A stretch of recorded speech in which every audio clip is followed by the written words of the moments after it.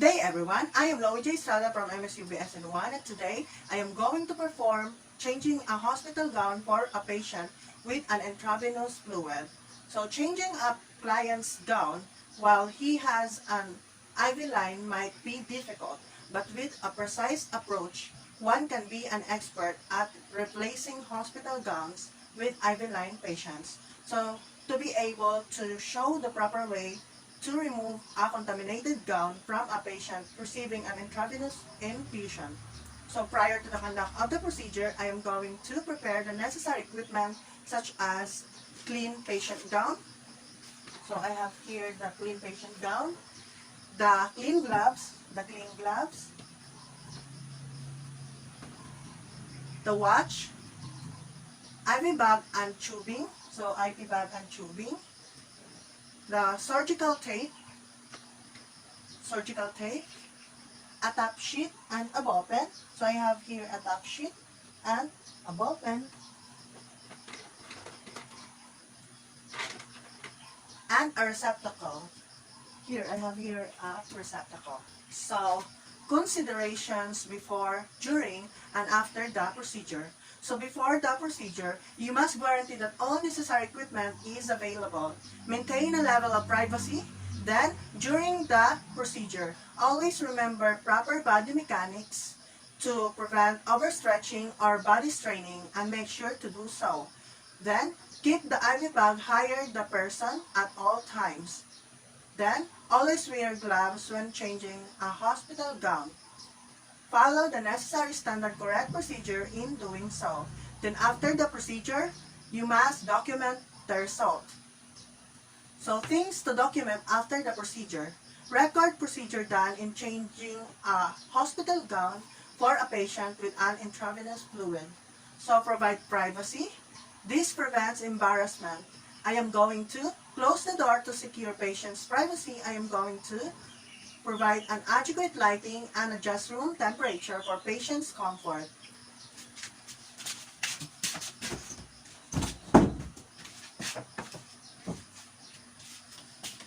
Okay, so now I am going to introduce myself to my patient and verify her identity and of course, explain to her the procedure that I am about to do. So, good morning ma'am, I am Loie J. Estrada, your student nurse for today. May I see your wristband please? Okay, please state your complete name. And your birthday please? Okay, thank you ma'am. So today, I am going to change your hospital gown. Is it okay with you? Yes. Okay, thank you. Gather all necessary equipment at bedside. This saves time and effort and for an orderly procedure. Then, do hand washing and don on clean gloves. This is to prevent the spread of microorganisms.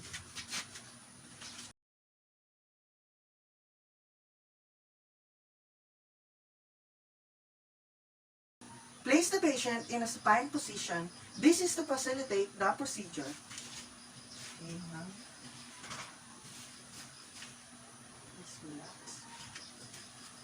Then, inspect the intravenous site and the arm. This is to identify unusual changes, thus prevents possible complications.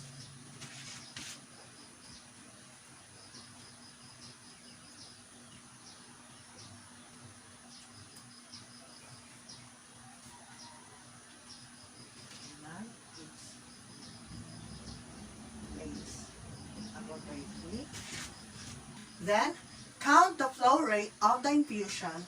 This serves as baseline data.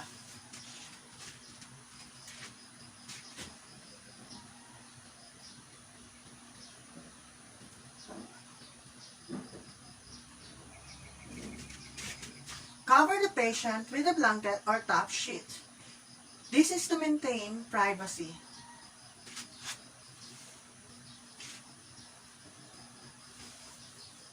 Okay, ma'am, I am going now to cover you with a bed sheet so that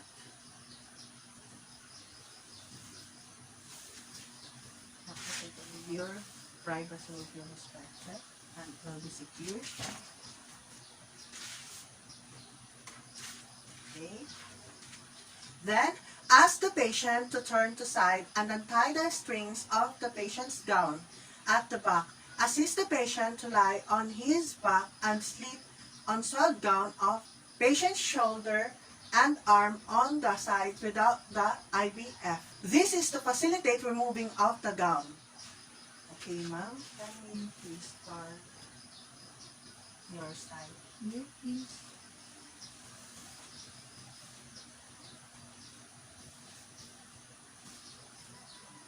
I am going now to untie your gown, ma'am.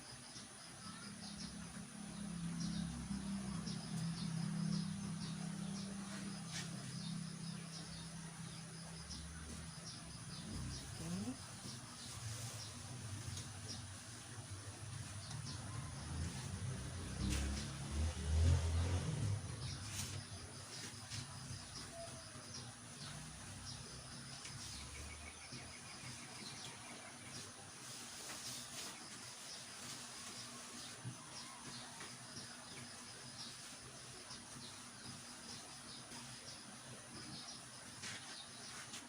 Carefully slide the other sleeve of the shoulder over the arm.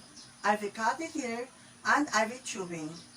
Then, remove the container of fluid from the IV stand and slide the gown over the fluid container, keeping the container higher than the infusion site at all times. This is to prevent injury and to facilitate removing of the gown.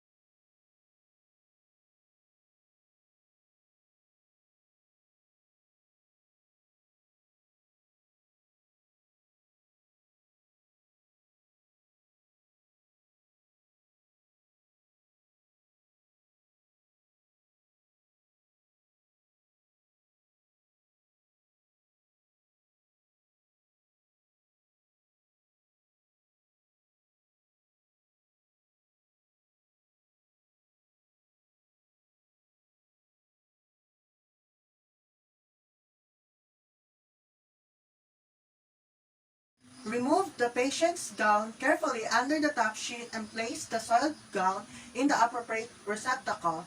This is to maintain clean environment. Okay, ma'am, I am going now to get your hospital gown.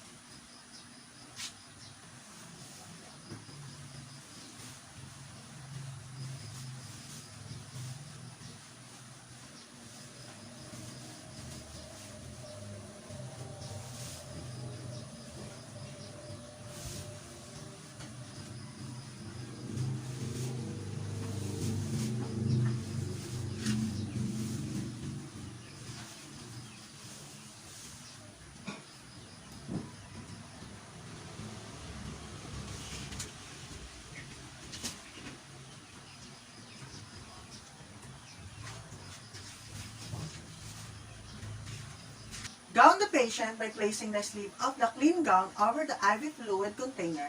Rehang the fluid container and slide the gown over the tubing and arm. With the intravenous catheter in place, position the gown over the patient's shoulder appropriately. This is to facilitate changing of the new gown to the patient. Okay, now ma'am, I am going to let you wear the gown.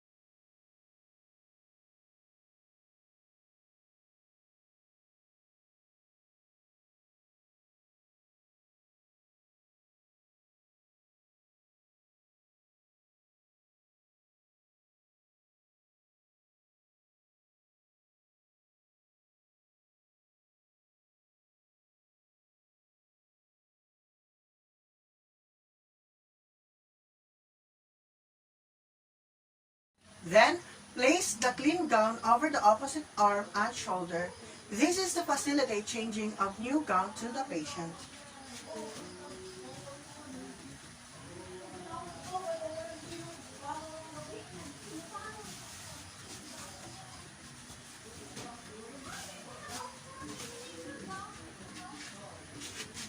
Then, assist the patient to turn to side and tie the gown appropriately at the back. This is to secure the gown. Okay, ma'am. Can you please turn this side so I can tie your gown?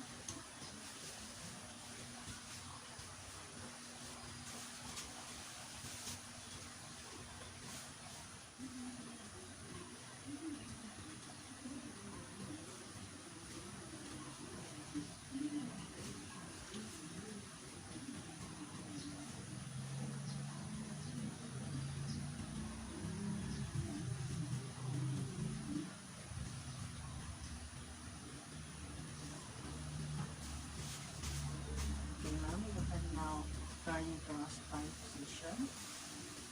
Okay. Just relax, ma'am.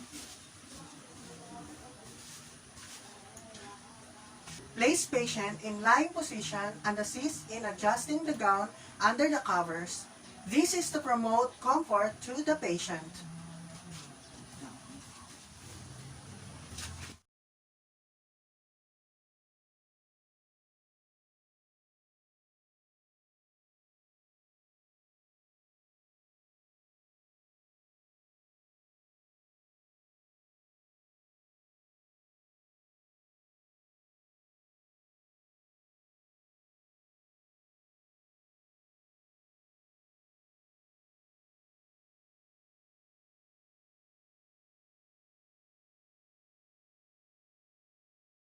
Then, count the rate of the flow of the infusion. This is to make sure that it is within the prescribed flow, thus prevents possible complications.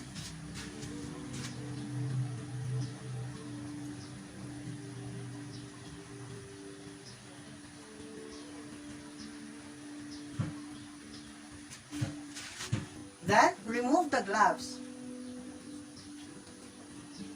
This is to prevent the contamination to happen.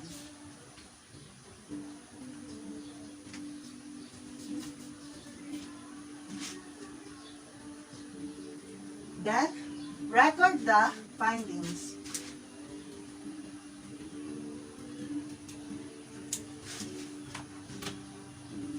Okay, ma'am. Thank you for your cooperation.